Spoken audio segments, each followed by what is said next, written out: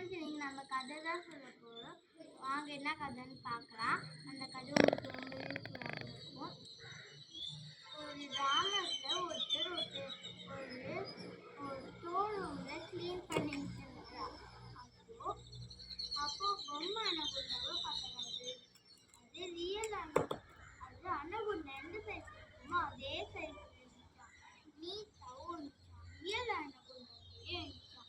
அப்புறம் ரொம்ப கொடுத்துருவாங்க.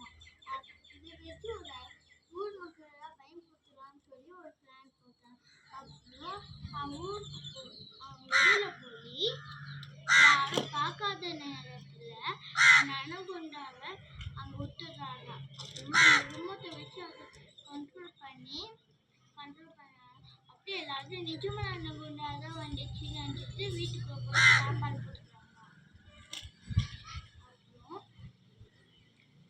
அப்புறம் அந்த ரிமோட்டை ஓரமாக வச்சு அந்த நிஜமான அணுகுண்டா பிடிக்கிற மாரி போய் அந்த அணுகுண்டா அந்த பொம்மை அணுகுண்டாவை எடுத்துட்டு போயிடுறாங்க. அப்புறம் ஊர் மக்கள்லாம் இவன் தான் தைரியசாலி, இவன் தான் அந்த அணுகுண்டாவை பிடிச்சான் அப்படின்னு பேசிட்டு இருக்காங்களா. அப்போ அடுத்த நாள் அதே மாரி தான் பண்ணிருக்காங்க. எல்லாருக்கும் அவன் தான் பிடிச்சிருக்கான். அப்புறம்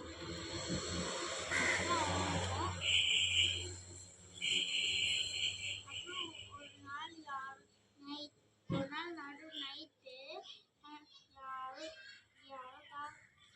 எல்லாரும் தூங்கிட்டு நேரத்தில் நிஜமான அணுகுண்டா வந்து அவங்க வீட்டுக்குள்ளே போயிட்டான்.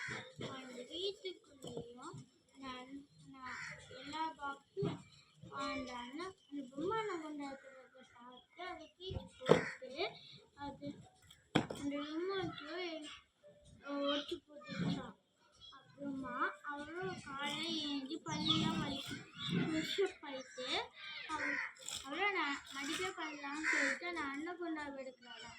அப்போ ரிமோட் எங்கே தொலைஞ்சிச்சுன்னு சொல்லிட்டு அந்த பொம்மை அணுகுண்டான்னு நினச்சிக்கிட்டு அந்த அணுகுண்டா மட்டும் எடுத்துகிட்டு போயிடாராம். அப்போ அந்த அணுகுண்டாவை எடுத்துகிட்டு போகும்போது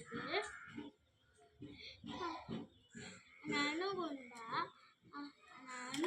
பொம்மை அணுகுண்டானா ஆனால் அந்த அணுகுண்டா அதை கட்சி சாப்பிட்டுச்சான். இந்த கதையிலன்னு உங்களுக்கு என்ன புரியுதுன்னு கமெண்ட்ல சொல்லுங்க.